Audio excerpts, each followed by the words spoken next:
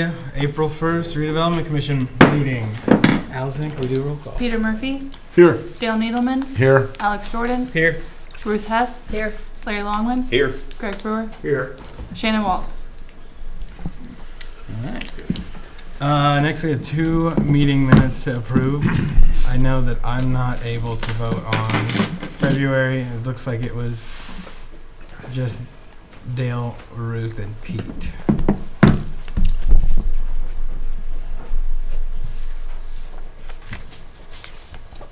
So if you 3 have any comments on it, let me know. If not, we can just get a motion to approve.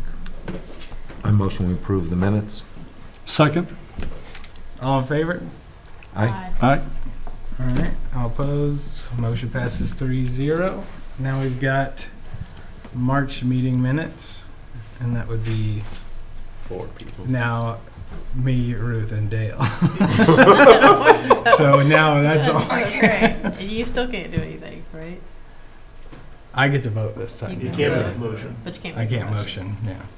I don't know why we didn't just put you in Zoom last time. I was, because I was on YouTube.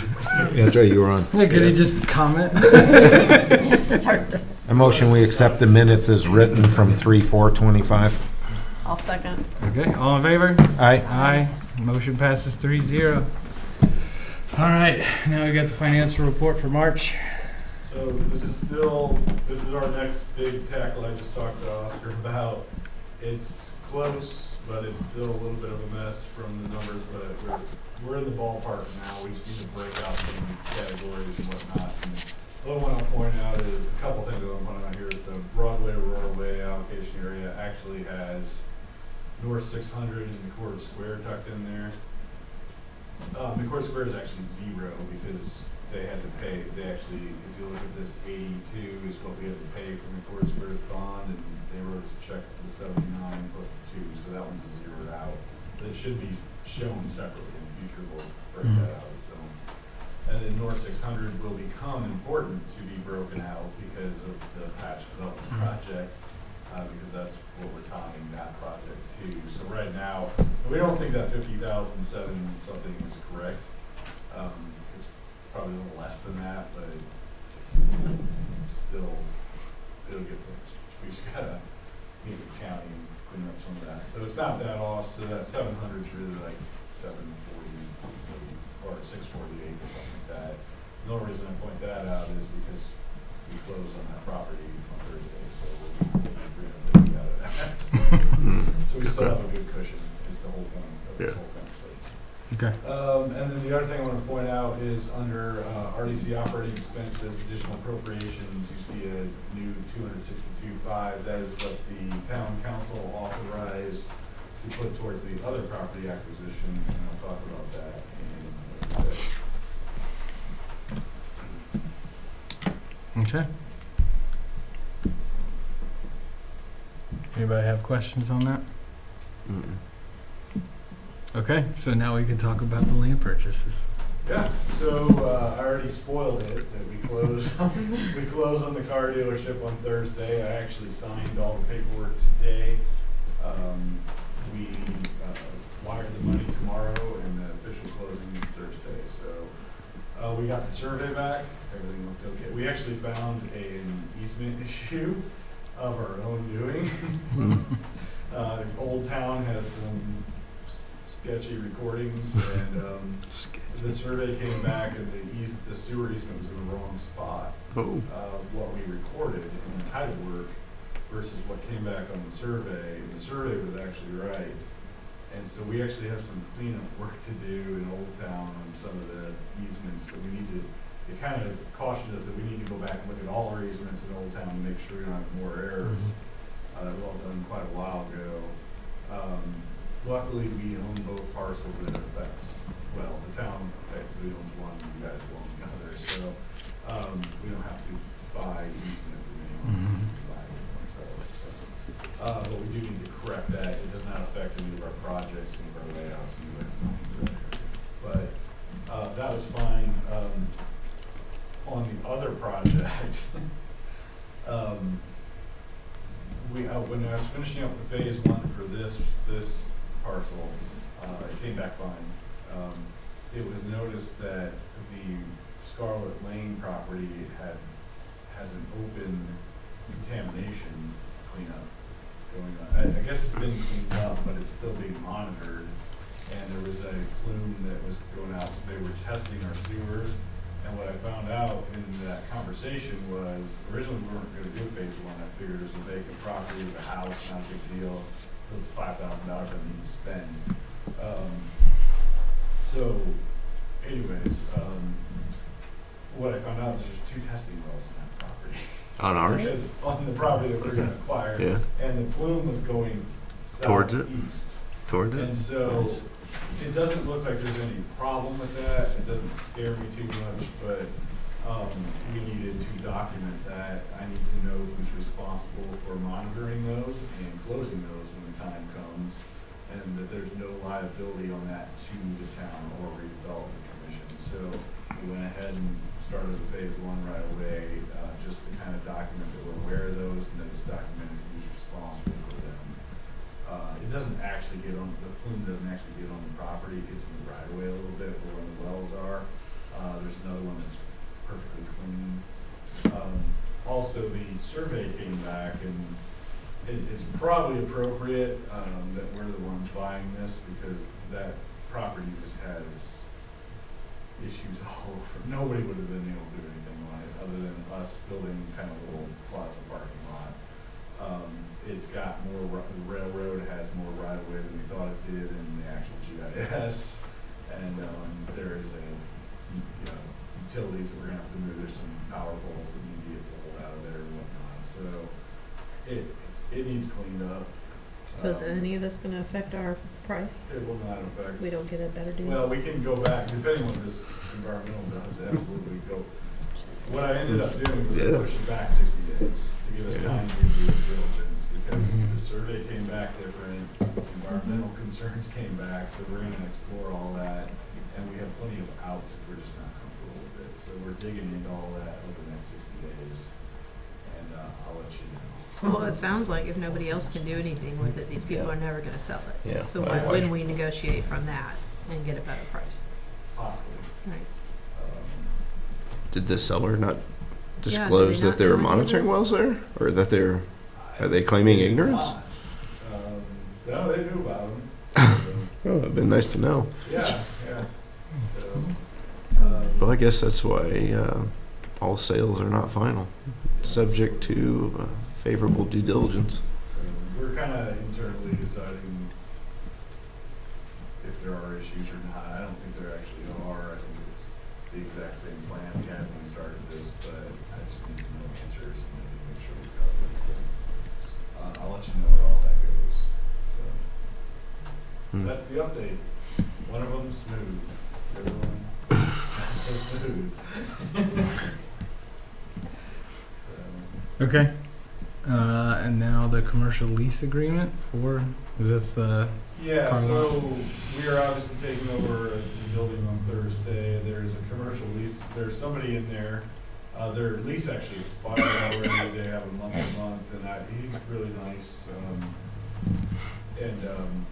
He has a new property in Eagles that he's having some problems with Eagles. And so he asked if he could stay in the month for a couple additional months. So this is his current lease. We're drafting just a simpler lease that says that's fine, but we need to document it that the money comes to us, not somebody else. So when the state board of accounts is like, why'd you get these $1,800? Then we can say, oh, it's because of this lease extension. So Beth Copeland's working on drafting that up. So we're just looking for approval for me to execute that on completion prior to Thursday. So we're not changing any of the terms. It's $900 a month. And I saw it had an assignability clause. So is it being assigned to the town? It's being assigned to the town, and Can we get? taking it over. And we're just adding it a little different. We're not worried about security deposit because we don't want to deal with. That'll be between them and the current owner. We're just simply letting them stay there for a couple months, and then we're selling no more than 3 months. We won't contract by July. Has he extended his insurance? Can you confirm that? We'll put that in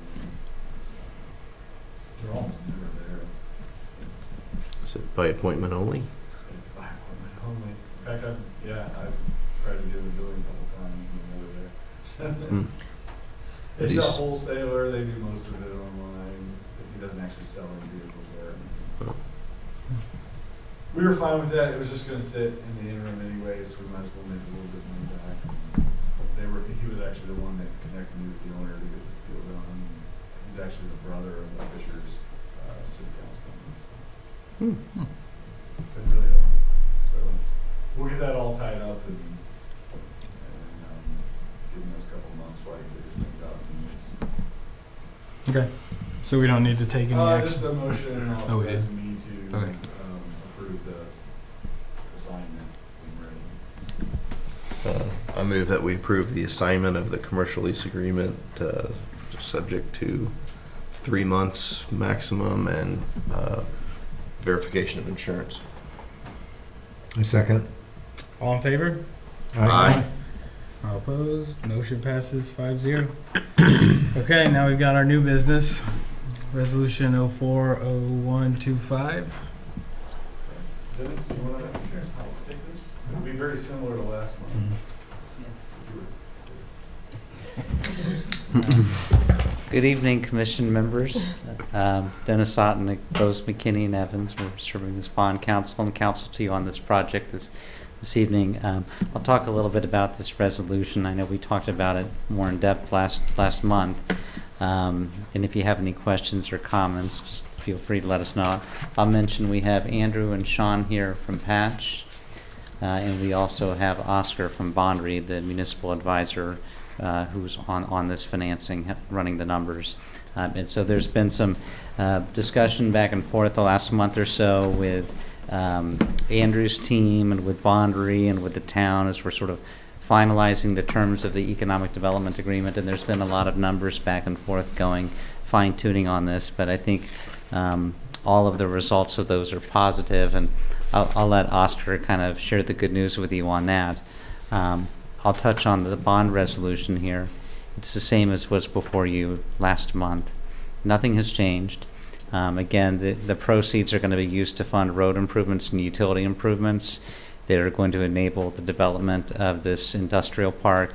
And Tim, I don't know if you want to talk about it or if we need to, kind of what the improvements are, but is it fair to kind of a light industrial park, flex space, that kind of thing? Yeah, it's mostly the bond would be put in public infrastructure, so running the storm, sewer, and water, and then the road connection that goes up to Cinch. Doesn't go up to Rural Way, it goes about halfway up, and then ties back into 600, so opens up the area for development. Yeah, and if you look at the bond resolution, you'll see that it says that the bonds are payable from a property tax levy to the extent not payable by other revenues of the commission. So the purchasers of these bonds are going to have the security of the town's credit on these, but we'll tell you, and Oscar can tell you, the intent here is that the tax increment from this project will pay the debt service on these bonds. There may be a short window of time where some other increment is used to cover that. Andrew's group will be signing a taxpayer agreement that will guarantee a minimum amount of taxes, so we've got full assurance that the town's credit's never going to be at jeopardy here. That's really a marketing thing. We have a not to exceed of 5.9 million in there. We don't expect the bond size to be nearly that much. It's just in case we had to fund a reserve fund or capitalize interest or something like that. that. That number is our current bond capacity that we're allowed to go up to. That's why we use that number. It's actually right around 5.1. Yeah, and we're looking to do, we have a 25-year bond term in here, but we're looking to do a 20-year bond term. Reason being, we don't want to formally pledge the increment because we don't want to start the TIF clock. We don't start the TIF clock, that just means there's a longer window of time that the town and commission can collect those TIF revenues and gives you more flexibility. If an additional project comes up, that means the longer time. Yeah. And, these will be tax exempt. All these improvements, when they're completed, will be dedicated to the town. They're all public in nature. We have a not to exceed interest rate of 7%. Oscar can touch upon the rate, but I think he'll tell you we don't expect it to be nearly 7%. So I think that's it. I'll touch, is it okay if I kind of touch on the appropriation resolution a little bit too, because they go Yeah, I together? kind of wanted to walk through some of the numbers, but I can do that. You go ahead and do the, touch yeah. on that, and we'll talk a little bit. I'll finish my spiel, and then we can kind of move on if that sounds good. So we have a couple items tonight. The bond resolution, that's what authorizes the bonds. And I always say the bond resolution, if you buy these bonds, this is your contract with the town. This is what you pull up as your contract, your rights and tax covenants and things like that. We have an appropriation resolution tonight on your agenda. Item number B, that will be after a public hearing, and we covered this last month, but you can get the bond proceeds, but you need to appropriate them to spend them, so that's all we're doing. And then I'll touch on we have an item C, the motion to authorize a public hearing on the BOT. So since we last met last month, we advertised notice for proposals for the BOT for the contract for this project. We had one proposal. Tim has it over there. And it was from Andrew and Sean's firm to complete these improvements. So the town will evaluate that proposal. We'll work out a form of agreement with their team. We'll come back in May at your May meeting for a public hearing on that agreement. It's required by statute. And we should have the agreement in pretty final form by then. But this is an alternative method to procurement as opposed to traditional bidding. But for this type of project, it works really well. It allows Andrew's team to kind of bid on the infrastructure work while complying with state law and use the bond proceeds. So this is how we're doing it. But with that, I'm going to step back unless there's questions, and then, I don't know, Oscar, do you want to chat a little bit, or Tim? I can point out a couple things. Okay. You I should got a have question too. Oh, you want to ask a question? You said something earlier about the Exhibit A, kind of the scope of the work. Does it include the stub from Aurora Way over to this road or not? It does not go, the phase one doesn't go up to Aurora Way. That would be phase two. This goes about half of the property. That'll bring it up. How come the exhibit shows the whole road then? If there's a phase, there's two different phases to this? Which exhibit do you mean? Exhibit at the very end of that?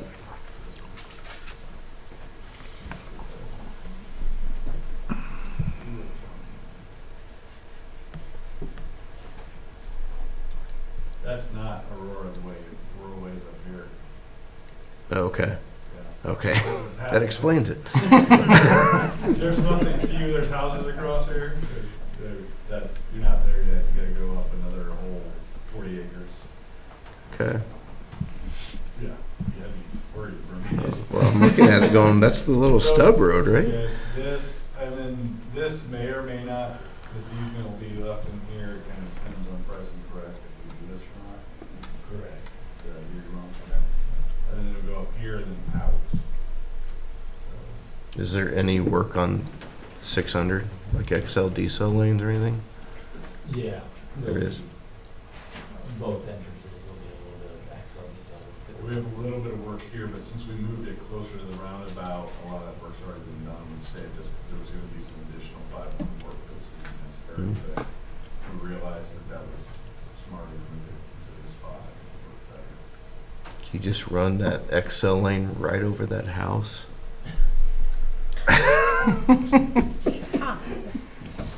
Sorry. So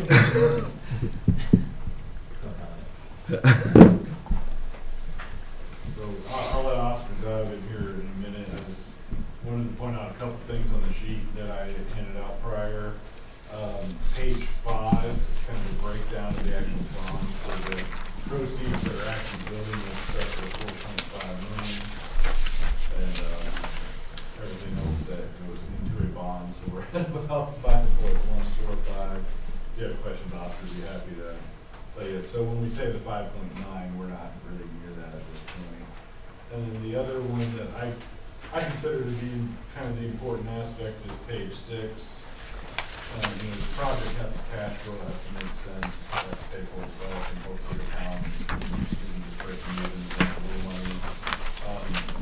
When you look at this in the TIF and the allocation area, it looks like we have plenty of coverage, and we do. But if you look at the existing, that's really the giant empty warehouse. It's really what that first one column is, and it's not our intent to utilize that to cover this. So you see the second column is what is projected the patch project will generate for the town, and then the fourth column is what the bond payments would be. So the only year we don't fully cover that is 2027, and I believe we're in capital Borrowing, interest at that point, so it's not really a problem. And at the end, projections are about 9.7 million versus 8.2 of the bond. And we had a little more coverage when we were doing a 25-year bond and pledging the TIF, but we liked going to the 20-year bond because we can keep the clock from starting on the TIF, on the allocation area, as well as this saved us about $800,000 in probably interest, I guess, over the course of the bond. So with that, did I take too much from you? I'll see if there's a little thunder left there, but I'm not sure there's much. Oscar, for the record, Oscar Gutierrez, Boundary Consulting. Last time I was here, I was just introduced to this project and said that we would come back with a report. And now that there's not much left to say, I will say that I do want to commend Patch for working with us. It's been one of the easiest processes, and we do work right across the state with a lot of developers.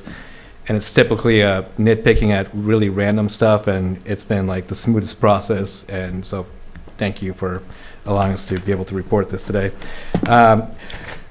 Just like Tim said, one page that I'd like to point to is page 6. At the bottom of that, oftentimes when dealing with your constituents, there's some negative connotation to TIF, and I just want to point out that currently this site is generating no money for the schools, but once this project is fully completed, there'll be roughly $31,000 going in referendum funds to the schools. So there is funds going to the school as a result of this project. So it's worth noting that about $31,000 will be directly impacting the schools. I just noticed the Folds of Honor. Yes. Grey Cost started the Indiana chapter many months ago, but I digress. The next page, which is page 5, Tim mentioned that 2027 is not the year that it fully covers, and you'll notice this is $460,000 to capitalized interest. That's to allow the project to begin generating the TIF revenues to be what we consider self-supporting. So the project will have capitalized interest to ensure that it is truly self-supporting from itself to pay for the infrastructure. And again, it is well below the maximum power amount that Dennis mentioned. If you On Exhibit A, where you're showing the illustrated bond repayment, Yep. you have an interest rate of 5%, then I- 7%. Yep. That. Oh, let me get there, man. I'm getting there.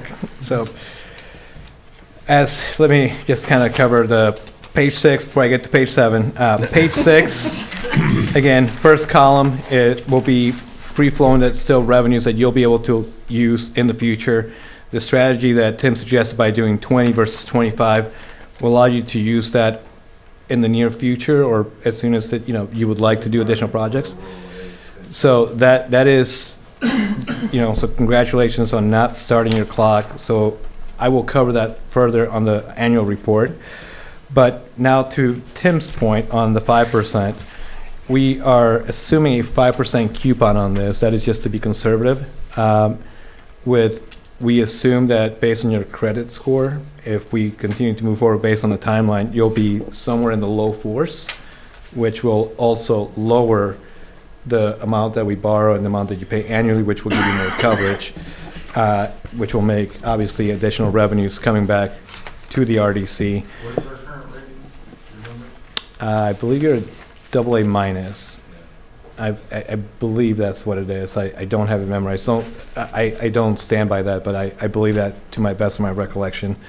So you would be in the low fours if we were to borrow today. Obviously, I don't have a crystal ball. Things are changing every day in today's environment and can't guarantee. That's why we did 5% to be safe.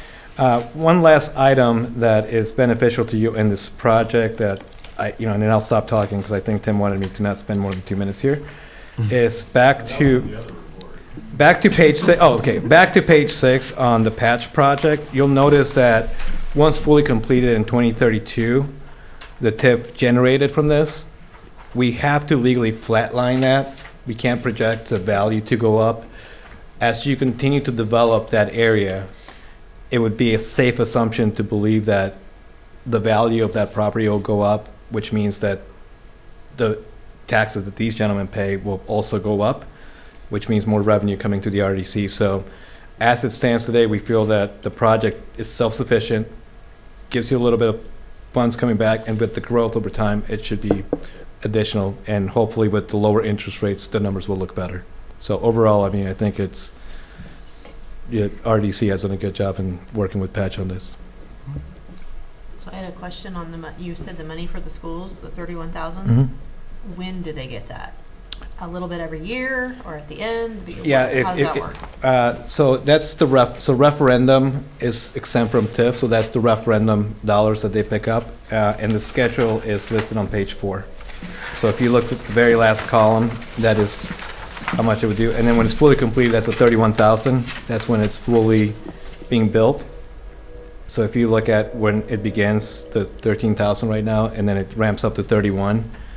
And what I was saying about we have to flatline it at that number, I mean, it's a safe assumption that the value will go up in that property and that you'll develop additional things around it. So that 31,000 should, in theory, go up after that, but it's safe to assume that that is the number once the project is fully completed that the school will get, and then the increments start at that 13 and then gradually goes up on that last column. So I know that is something that usually constituents throw at you, and it's just nice to show that, look, they're not getting anything right now that's something. Good question. Do you recall what that referendum rate is? It should be on your first, we don't have it listed on here. I can get that. I can get back to you and get it to you. Sorry, what did you say, Oscar? I can get that to you. Oh, you can. I just don't have it in front. That referendum expires, and then we'll see what happens. That's Well, assuming it will- that, it will assuming the expire, current rate. actually. I can't speak for a third-party school, and Oh. If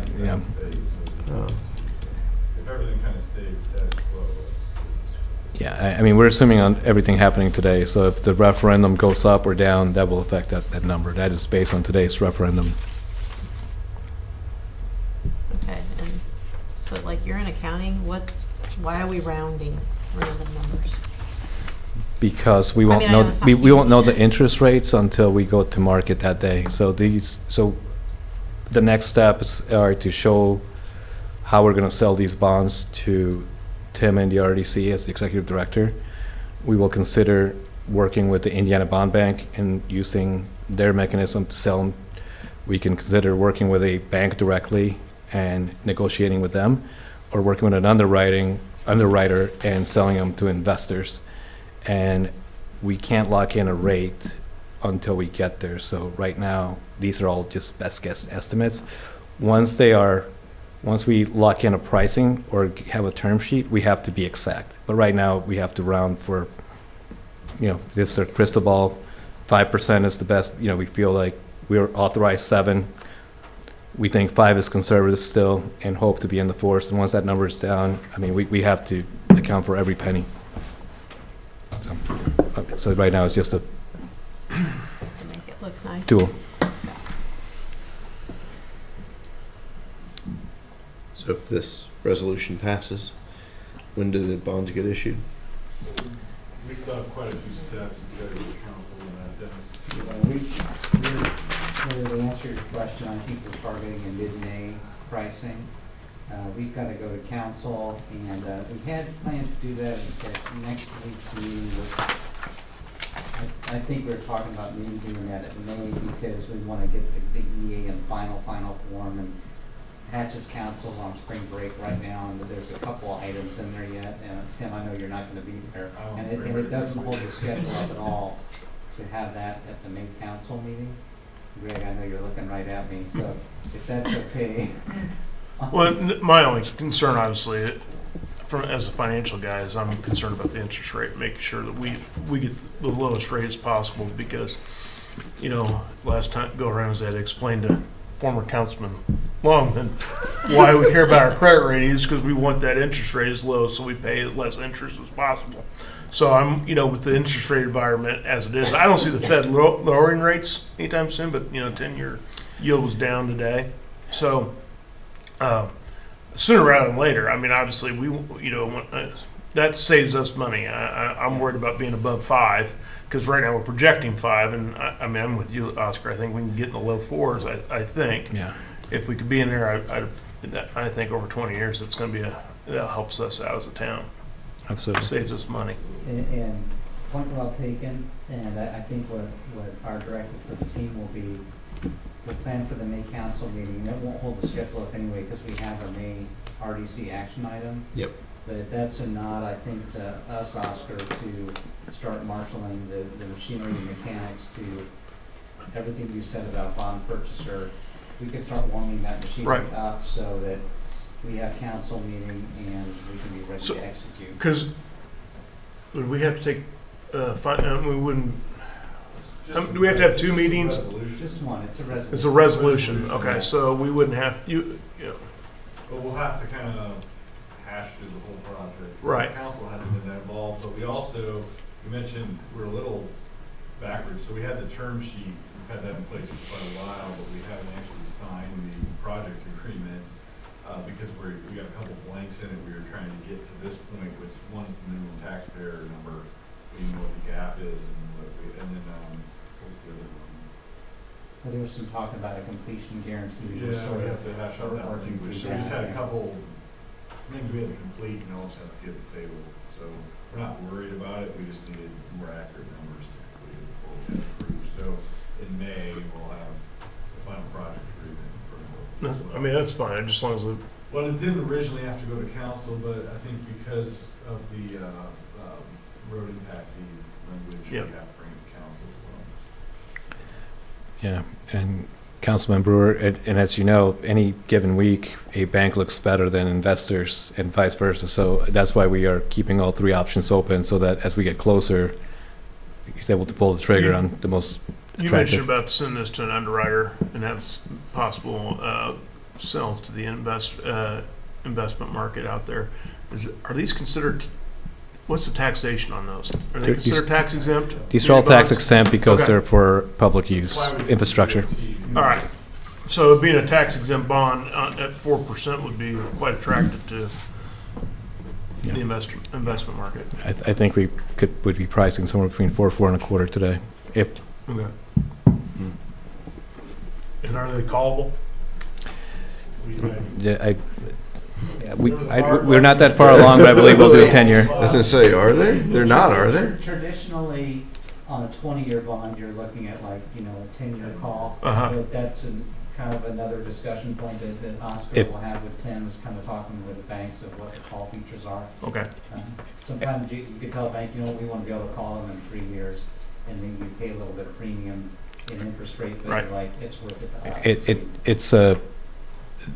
There is a premium with the gamble. So for 10 years, the standard, if we say we want to do 7 as the next step, 5, anything that we do under, we probably have to give some basis points for them to take on the risk. Yeah. But then also, let's say that rates come right back down, then that is completely worth that bet. But Right. there is a premium to that bet, and we can Well- show that to Tim, and if you want to be involved, or that's up between you guys. But you ever get? You get into. Honestly, if we're in the low 4s, though, I'm probably okay going to 10. Yeah. I would agree with that. Assuming that we can maintain that rate. I'd love to refinance my house in the 4s right now, but I can't get tax exempt. No. McCordsville rates. My point being is 10 years from now, that we got enough cash on hand and we can call the bonds and pay those off. And then be able to finance other projects, that's always something, you know, you want to look at being able to But- do. Yeah, based on our projections, you should have the cash. Allocation area where Right. that might be possible, because we might be getting quite a bit. Well, the allocation area itself is only, if you really look at it from the standpoint of what we have north and to the east, there's still a lot more in that allocation area that can be developed, and this project's kind of just jump-starting it.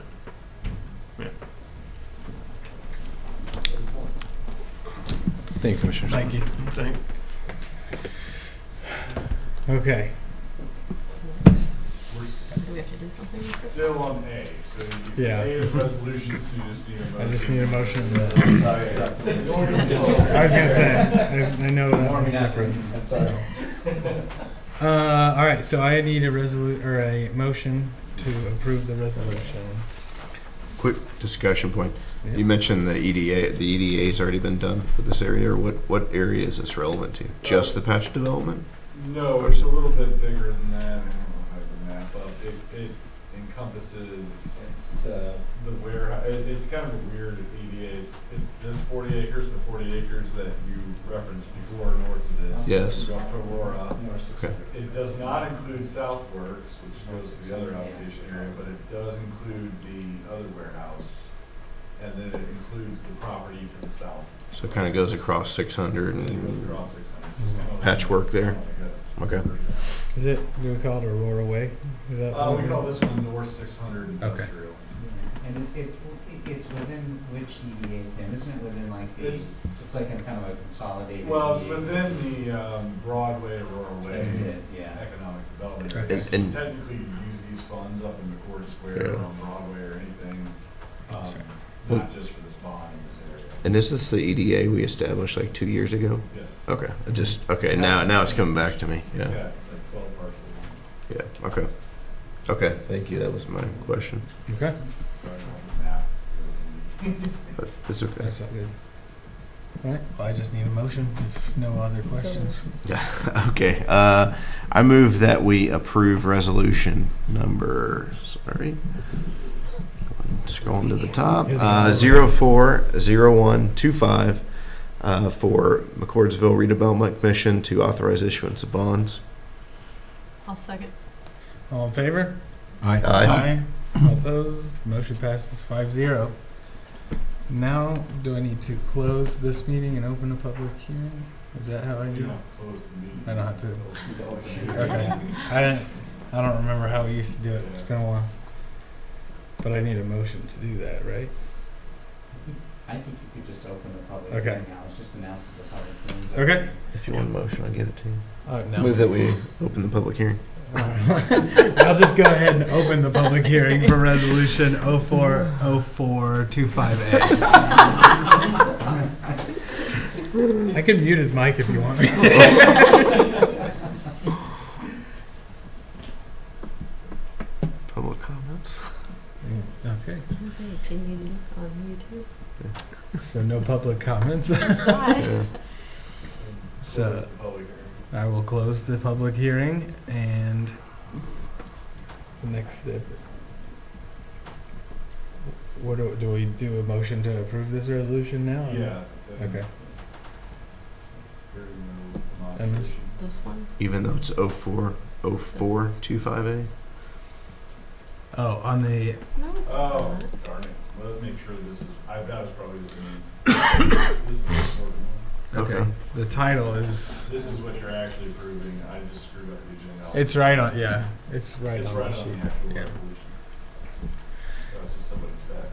It's April Fool's. That's what it is. Okay. Do we need any discussion on this? Anybody? No. Any questions? Okay. Okay. I move that we approve resolution number 040125A, the appropriation resolution for the bond issuance. I'll second. All in favor? Aye. Aye. All opposed? Motion passes 5-0. Okay. Now, a motion to authorize public hearing for May 6th RDC. And that's the BOT agreement for the road and utility infrastructure.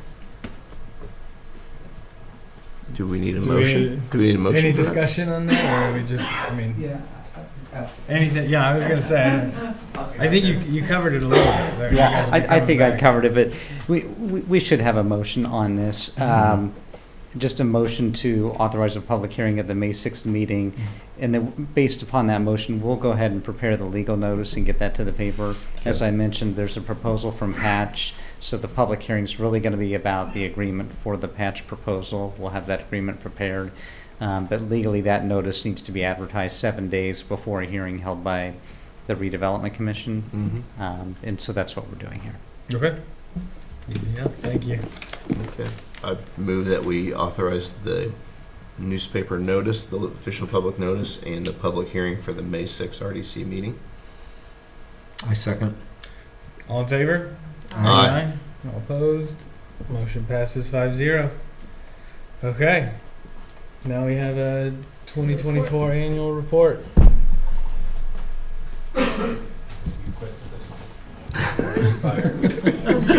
Oh, you want Tim just to handle it? Yeah. Doing all your He's work your tonight assistant, anyhow. isn't he? Thank you.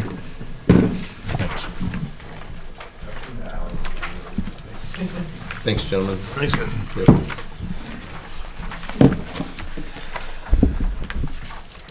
Again, for the record, Oscar Gutierrez, Boundary Consulting, Municipal Advisor to the RDC. The report before you is an annual report required by the DLGF based on the Indiana Code 37-7-14-13. This is one of many reports that the legislature asks us to do.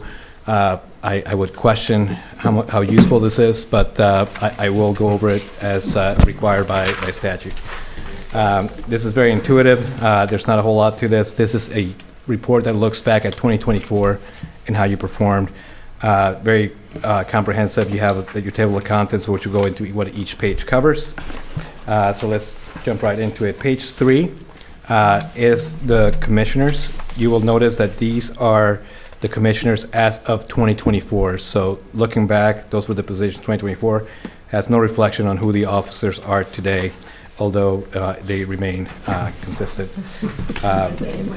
On the next page, you have all of your consolidated or your allocation areas.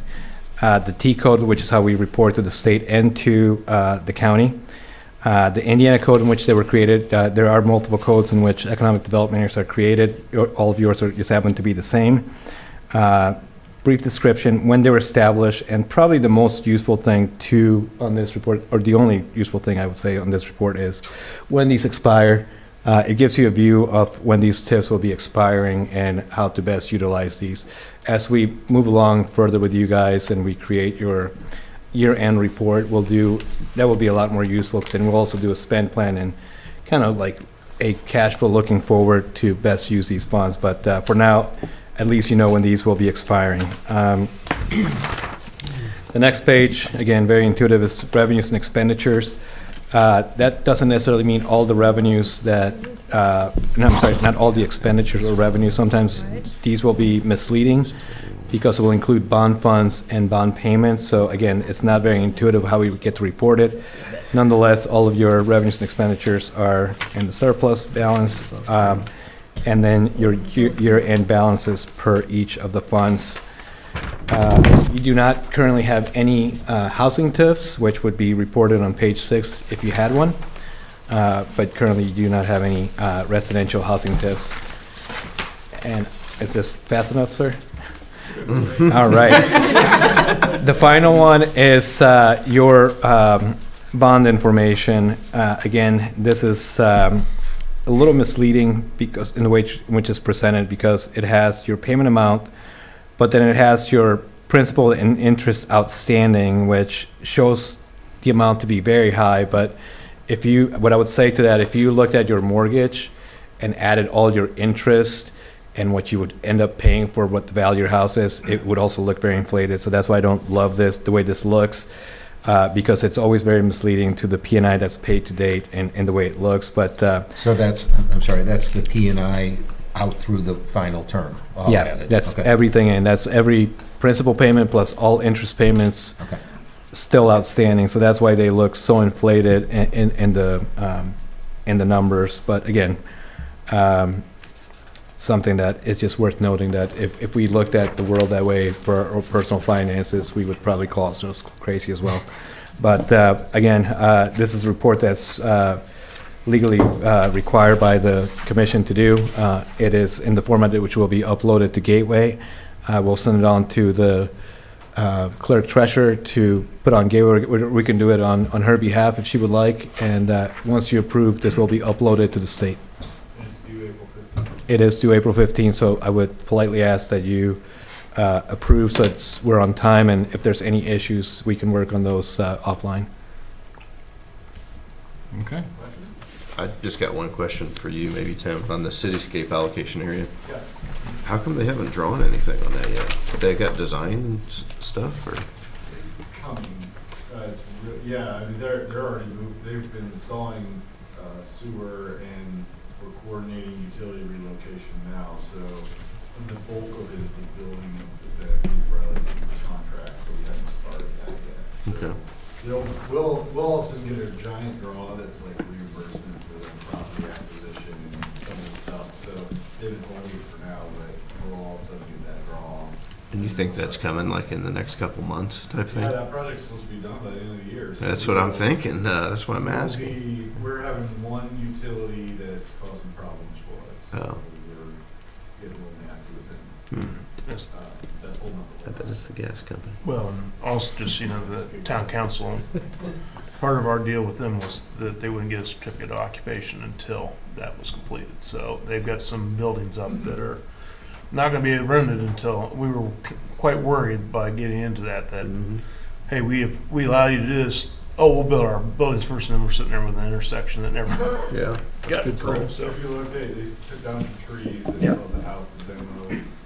But we have work plans from everybody but one utility, and once we have that utility, then we'll full steam ahead. And Yeah. It'll be about 90-day build for the actual roundabout.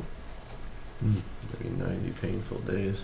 Well, 600. Try living next to it. Oh, you guys. Well, The other 600 north will be painful. a bigger issue is getting that going, because I'd like for them to be able to get majority of that done while school's out. Yeah. So that we're not disrupting too much of the bus system. Mhm. It's gonna disrupt some, but if the majority of that can be done at the end of, from the end of May until 1st of August, and get most of that knocked out, that'd be great. Less disruption. All right. Okay. Thank you. Pass it. So we need a motion to approve this? Yep. The report? Yes. Okay. I move that we approve the calendar year 2024 TIF management report as prepared by Bondry. I'll second. All in favor? Aye. All opposed? Motion passes 5-0. Okay. So now we have traffic signal at 600 Weston Brookside Parkway, additional service contract. So we're close to having this thing ready to go. We ran into a couple things that are some change orders here. The biggest thing was we have to, 9-Star has to put taller poles up so we can put our light under the power lines. So that's all been coordinated, but there was a utility coordination. It's about $6,000 to have that done. There was a weird streetlight situation at the entrance to Emerald Springs. It was an HOA light that is in the middle of the island, Mm-hmm. and we have to coordinate. We're gonna take that over and we're gonna make it a town light in a different style and not put it right there. So, we had to do some coordination with that, to see how we could deal with that and get it off their grid and everything else. And then, can't remember what else we Would it change anything with the lights on the Hancock frontage? Medical office building? Oh, well, we're not on the medical office building, but we, the town is looking to start to take over some of those I lights. knew this day was coming. So, but that's gonna be a long Clean up your time. messes. We have some investigation to do on that first, so, because we talked about taking it off while we're setting the new meter and tying all that in, Yeah. which we think makes sense, but, Mhm. it would have delayed getting this light up, Okay. because we didn't have any electrical work done for that. tie it in later once we have time to do it, but we don't want to delay it. This thing's already pushing towards the end of summer versus we were hoping to have it in spring. So there's about, what was that, $18,000 of change order. The good news is the original high cost, if you remember, was $717,000. They think it's going to be less. As Mark explained it to me, the engineer never wants to be the low bid. So they are estimating this cost at $542 based on all, if you remember, we had to pick out poles and how decorative and this and that. And so that brought the cost down, so the utility work wasn't as bad as we thought. So they're estimating at $542. They think it's going to be less than $542. So this $18,000 is still well within the scope, but this is a Kinley Horn contract change, so that's what we're asking to approve for the contract. But we're in pretty good shape. And the delay will put us through the June draw as well, so we should, actually, the town shouldn't have subsidized too much of this, because they'll use, mostly utilize the HRH.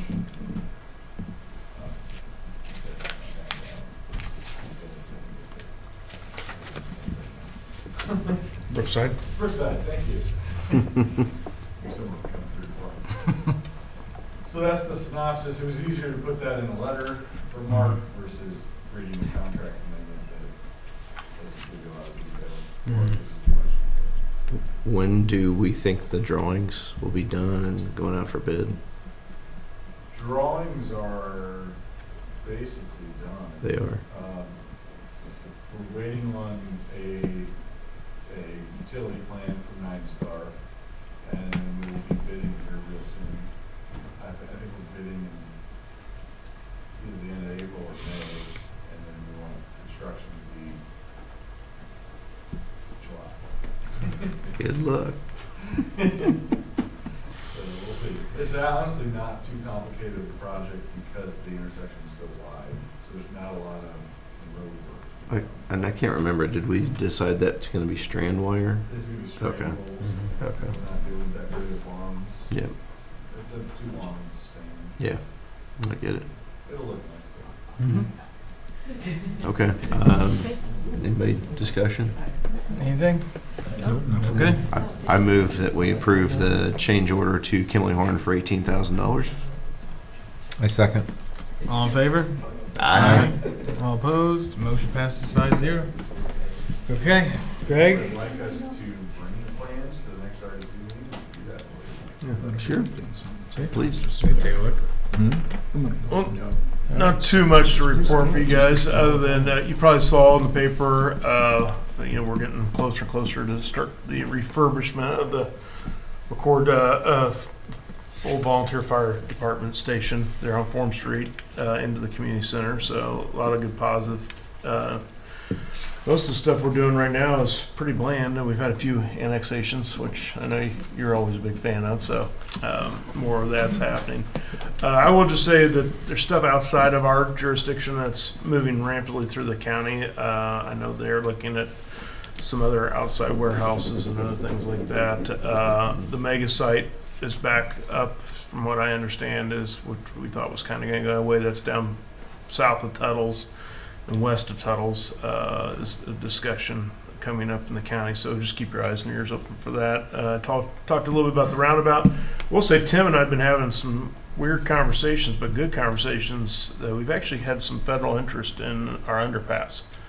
Not that it's moving much, but we had a call today with Congressman Shreve staff, and they're looking at ways of trying to somehow put it in federal legislation. We'll see what happens. I'm not going to get my hopes up, but I will say in 5 years on council, this is the first time we've ever had anybody from the federal level talked about how they can help road improvements in this area. So we'll keep you guys posted if anything major comes up. But like I said, this is the first I've ever had any, other than, when somebody's campaigning, but now they're actually in office, that still follow up and say, hey, tell us again about that and tell us the numbers and give us actually some details. And staff's done a great job on that, and they've actually been following up. So we'll see where that materializes. They did the study as well to get it set to today's dollars. Yeah. It didn't go down. 80 million. What? 80 million. We should have done it a couple of years ago. Yeah, we had 65 million, right? So, but I know traffic's always a concern, especially with some of the stuff you guys are doing on the Development Commission with the traffic light and how do we handle the roads and all this development. It's not something that's not lost on council and staff, so we're always trying to find ways of. I think the light's going to help traffic a little bit at Brookside there and Emerald Springs. I think this roundabout 6 and 6 will help. It's just continuing looking at ways how we can improve. And then don't forget we got over the next 2 years the upgrade, I will say, intersection here, crossing here at 600 and Broadway. So those hopefully that'll be a temporary Band-Aid while we can continue to work on trying to find money for down the road for an underpass. So. That is it. All right. Thank you. What's going on with Taco Bell? Taco Bell? Nothing's going on. It's an empty lot with a fence. The recon just happened last week, and so they will be mobilizing it. All permits are approved, recon has happened, Yeah, you bring that up. That's a 50-50 issue. This Right. town. Oh, I know. Not There's- everybody likes it. There's the people who are diehard, and then there's the others who are like. you'll be eating tacos by the end of the year. All right. There you go. All right. Do we have any public comment? If not, then we will say the next meeting is May 6th, and I just need a motion to adjourn. I'll motion to adjourn. Nice. All right. All in favor? Alex, good job. All in favor? Aye. Aye. All opposed? Motion passes 5-0. That's me. All right. I almost did just for that. No, you gotta speak up.